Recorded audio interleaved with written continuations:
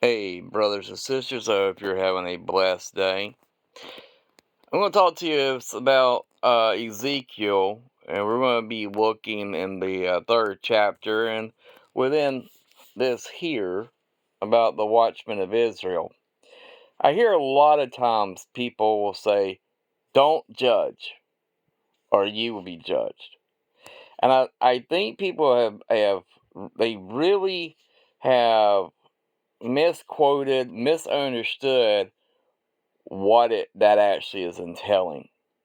See, we're not the judge and in a way that will hold you at the same standards that we Christians are supposed to hold each other.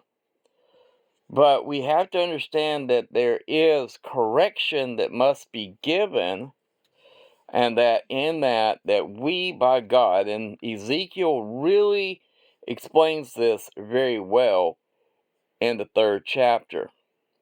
See, in the third chapter, he is called to be a watchman for Israel. And through the scripture, he is talking to the people of Israel and to his brothers and sisters. And he understands that there is a judgment coming, a righteous judgment that comes from the Father. But he is told by God that he must still tell the ones that are not of God, that don't follow his will, that should go to the wicked, that the wicked, if they're not warned, are surely to die in their sin.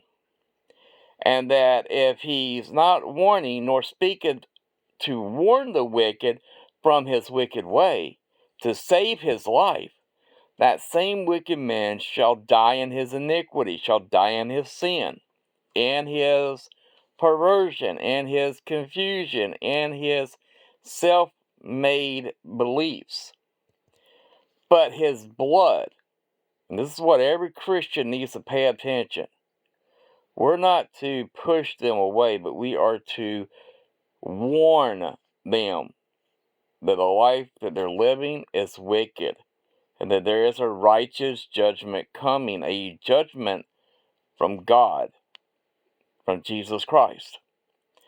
That if we do not warn them of their wickedness, do not warn them to help them change from their wicked ways, that their blood will I require at thy hand.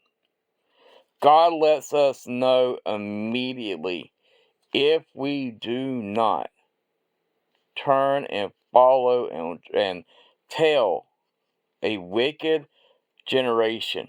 And trust me, now more than ever, this generation is very, very wicked. But they're going to yell and say, don't judge me, you can't judge. You're not judging. You're giving them a warning. You're showing them correctness. And that when they say, don't judge me, make sure you tell them, I don't judge you. There is one that will come who is the righteous judge. I'm here to give you a warning of what that righteous judge is going to hold you accountable to. So when anyone tells you, don't you judge me, just give them a correction and say, I'm not judging.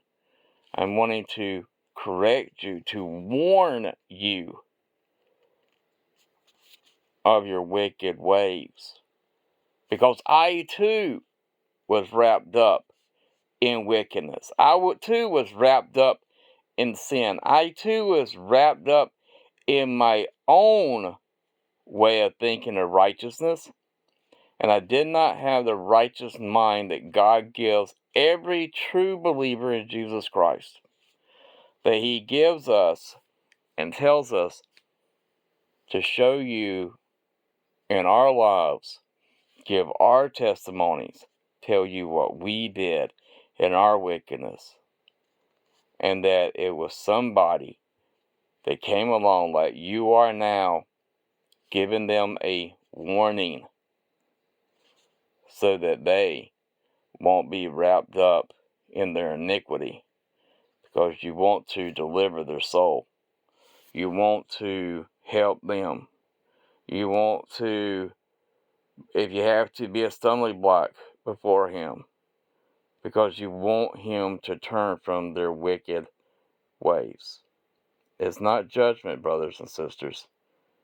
It's a warning that the righteous judge is coming. And when He does, He will judge righteously. I guarantee you.